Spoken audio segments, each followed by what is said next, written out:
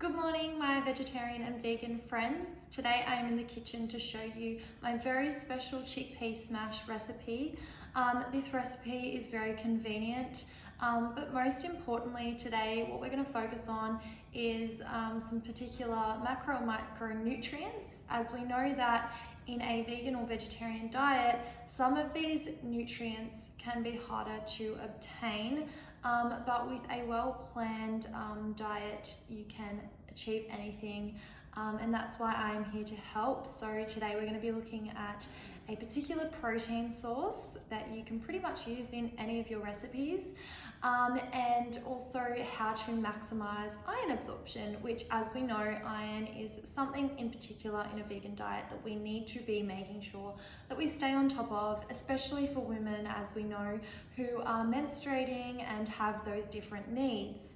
So let's get into it. I'm very excited to show you. Now, before we jump in, I just want to highly recommend that you visit the Dietitians Australia website, which has plenty of nutrition advice for vegetarian and vegan diet.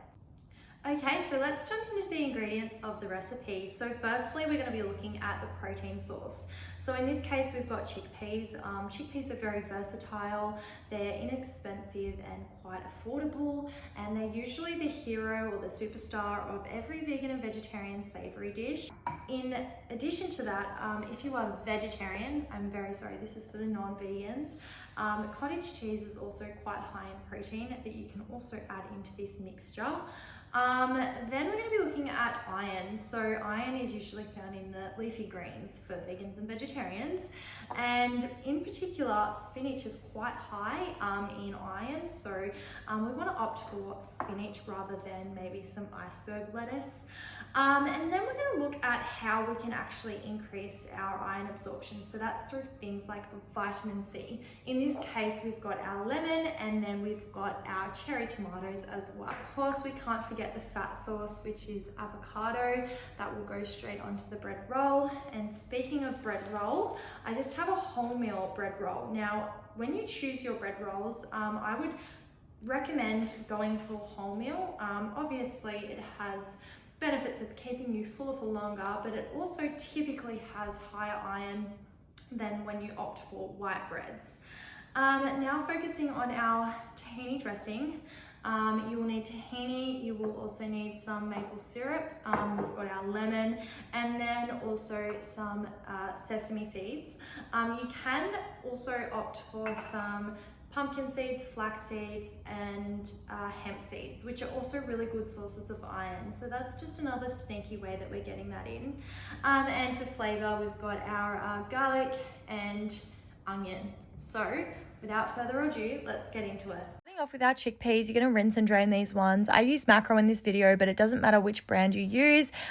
These ones were just on special. Then you're going to dice up a quarter to a half of a red onion, and then mash your chickpeas. I like to leave some whole for the consistency and texture. Then you're going to pop in your red onions and chop up 2 celery sticks, and then pop those in as well. And then you're going to get about a handful of coriander, chop those up and pop them in the bowl. Then this is 1/3 cup of tahini, 2 garlic cloves, the juice of 1 lemon, and then 3 tablespoons of water, 1 tablespoon of maple syrup, and a little bit of sesame seeds. Give that a whisk. I also forgot to mention that we add Dijon mustard in this one as well, and then pop it in and mix it all together. Pop it in your bread roll, slap on some spinach, and of course you can't forget the avocado, and that is looking beautiful. And last but not least, tomatoes, and this makes the most perfect sandwich for all you vegan and vegetarian lovers. It was beautiful.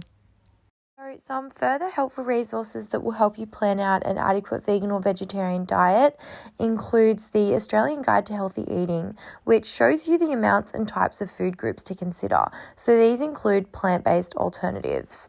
And then the Australian Dietary Guidelines report provides scientific evidence for healthier Australian diets, and this talks about meeting the higher iron requirements for pregnant girls and women. And it also states that well-planned vegetarian diets are appropriate for individuals during all stages of the lifestyle, and that those of a vegan diet should choose foods to ensure adequate intake of iron and zinc to optimize the absorption and bioavailability of iron. It additionally confirms that legumes and beans provide a valuable, cost-efficient source of protein, iron, and insoluble dietary fiber, particularly for those consuming vegan or vegetarian meals. Lastly, it states that whole grain foods are a valuable source of nutrients for the whole population, but particularly important in vegetarian and vegan diets as a source of iron and zinc. Finally, the last resource is the NRVs by Eat for Health, which detail the recommended amounts of macro and micronutrients required to avoid things like deficiency, toxicity, and chronic disease. Simply enter your age, gender, and which types of nutrients you'd like to view. So thank you for watching. That sums it up. I hope you enjoyed.